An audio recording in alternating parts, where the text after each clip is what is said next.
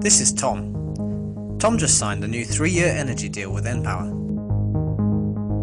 His deal includes a new smart meter, which makes it easier for him to see how much energy he's using throughout the day. Tom's average daily consumption looks something like this. Npower have just under 3 million Toms dotted all over the country.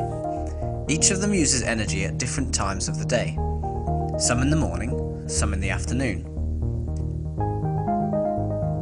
Overall, their average daily consumption looks something like this. We use historical data combined with statistical models to forecast how much energy our customers will use for any given half hour in the future. We can do this for the day ahead, the week ahead, the year ahead, or even 5 years ahead. These are some of the statistical techniques we use.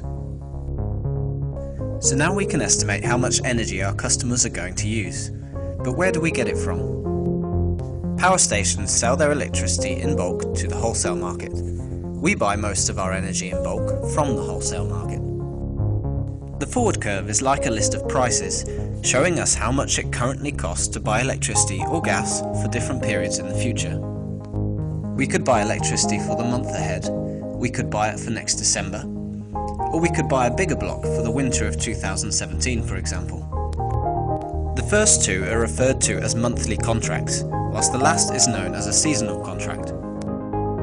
So now we can start to fulfill our energy forecasts by buying blocks of energy for periods in the future. Our traders use their knowledge of wholesale energy markets and economic drivers to get the best price possible for the energy we buy. Our hedging team use statistical methods and quantitative finance techniques to decide over what period to buy our energy for the future. We do this to protect our business and our customers from the volatile prices in the markets. So now we have blocks of energy for each future season or month. We can start to buy additional energy to create the peaks and troughs that we observe in people's demand. We call this shape. Many of the risks we measure and value are influenced by more than one variable.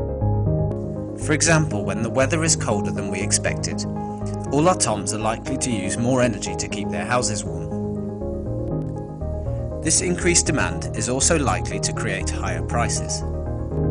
We call this combined effect of weather on demand, prices, and therefore costs, swing risk.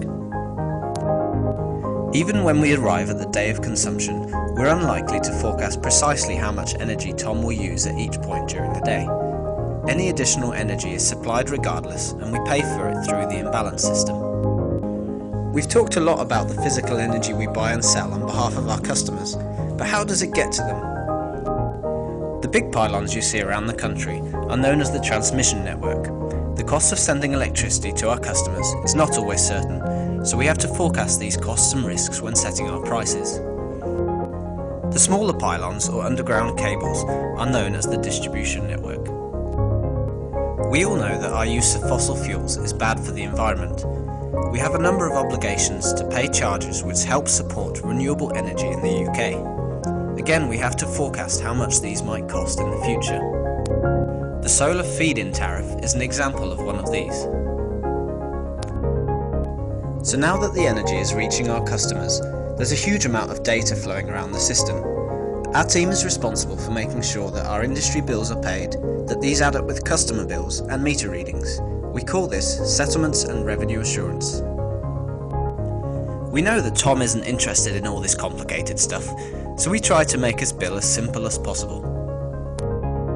Npower Retail Energy Management are responsible for forecasting, hedging, lobbying, and settling all our costs of delivering energy. As a business, we do this to stabilize earnings and help us plan more effectively for the future. If you're interested in risk management, anything you've seen in this video, or managing change in a complex industry, why not get in touch?